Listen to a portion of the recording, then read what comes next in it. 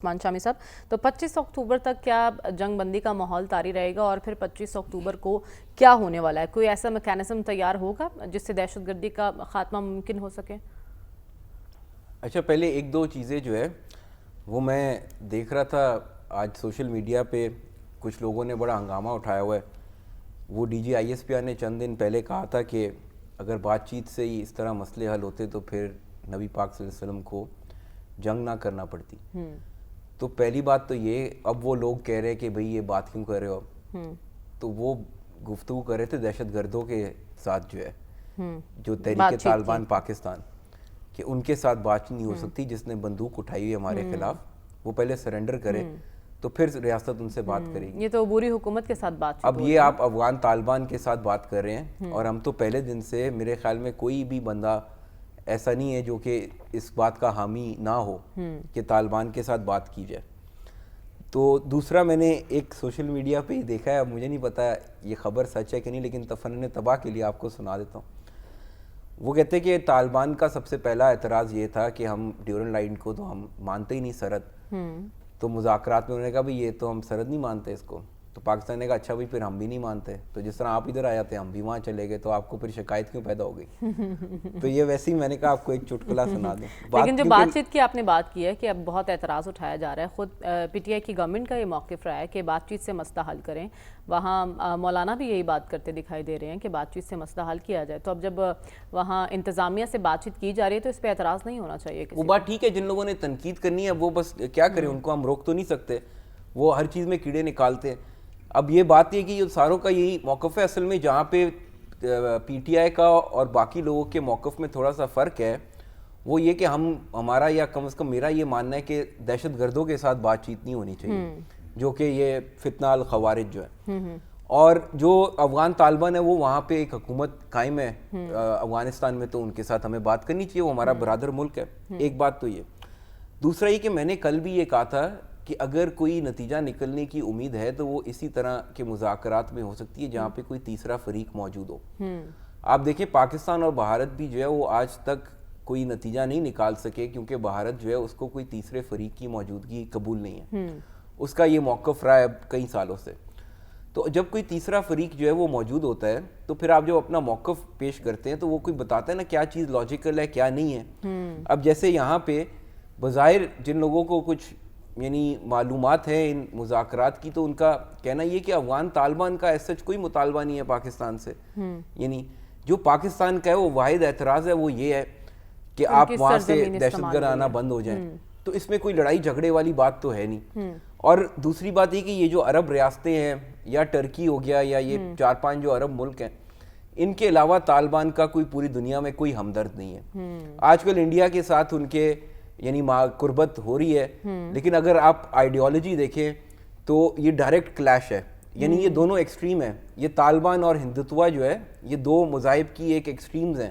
ان کا کوئی آپس میں لینا دینا نہیں ہے. تو کوئی بندہ ایسا نہیں ہے پوری دنیا میں جو ان کا ہمدرد ہو، سوائے یہ جو 4-5 عرب ریاستیں ہیں یا کوئی ٹرکی میں. لیکن میرا پوائنٹ یہ ہے شامی صاحب کہ دوحہ معاہدہ جو پہلے ہوا ہے اس میں تو کلیئرلی یہ بات کہی گئی اور یقین دہانی کرائی گئی ان کی جانب سے کہ ہماری سرزمین کسی ملک کے خلاف استعمال نہیں ہوگی. اگر اس معاہدے پر یہ کاربند نہیں رہے تو کل ہونے والے معاہدے پر کس حد تک؟ اچھا، میں یہ بات کہہ رہا ہوں کہ اس لیے تو اب وہ وہاں پہ جواب دے ہیں نا.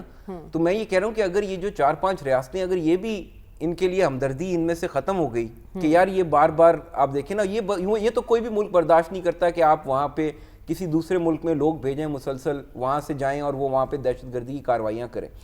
تو اگر طالبان کے لیے یہ ہمدردی بھی ختم ہوگی جو عرب دنیا میں موجود ہے، اور یہ در اندازی جو یہ جاری رہی اور پاکستان ان کو اگلے راؤنڈز میں ثبوت فراہم کرتا رہا، یعنی اگر یہ معاملہ ہوا تو میرا خیال یہ کہ پھر طالبان حکومت جو ہے وہ یعنی نہیں قائم رہ سکے گی کچھ عرصے کے بعد.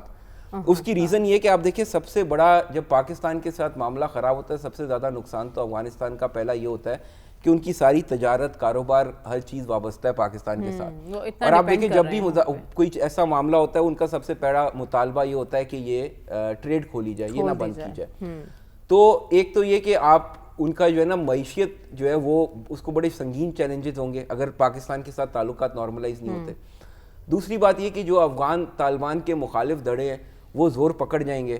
اور میں تو ابھی دیکھ رہا ہوں وہ سوشل میڈیا پہ بیچارے سارا دن اپیلیں کر رہے ہوتے ہیں, جو تاجک ہے, جو ازبک ہے, جو وہاں افغانستان میں جو نان پشتون جو پاپولیشن, ان کی بڑی شدید خواہش ہے کہ پاکستان ہمیں کوئی لفٹ کرا دے, اور وہ بار بار ان کے جو لیڈر ہے وہ اپیلیں کر رہے ہیں پاکستان سے کہ یہ تمہیں دغا دیں گے, یہ آستین کے سامنے ہمارے سے بات کرو. تو وہ بہت آپشنز اویلیبل ہیں.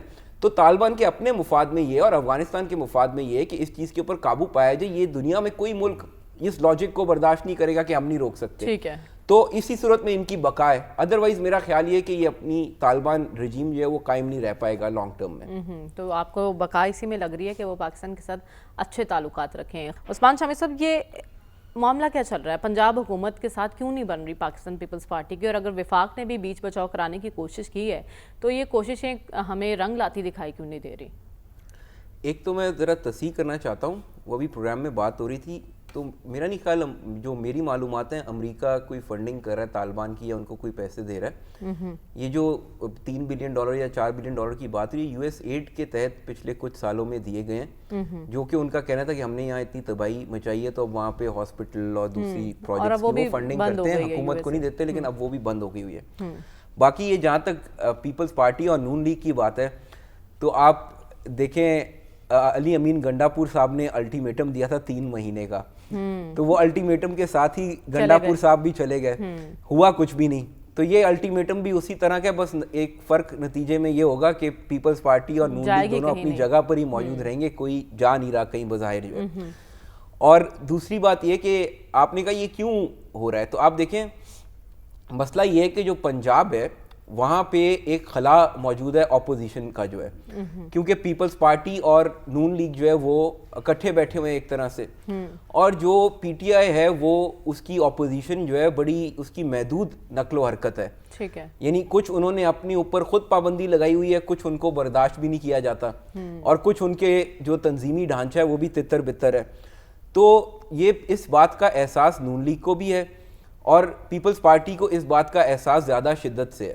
دوسری بات آپ یہ دیکھیں کہ یہ جو ہے نا, یہ بات بالکل ٹھیک ہے, ان کا اتحاد قائم ہے اور یہ اتحادی ہیں جب تک عمران خان کا خطرہ موجود ہے, میں یہ پہلے بھی بات کہہ چکا ہوں.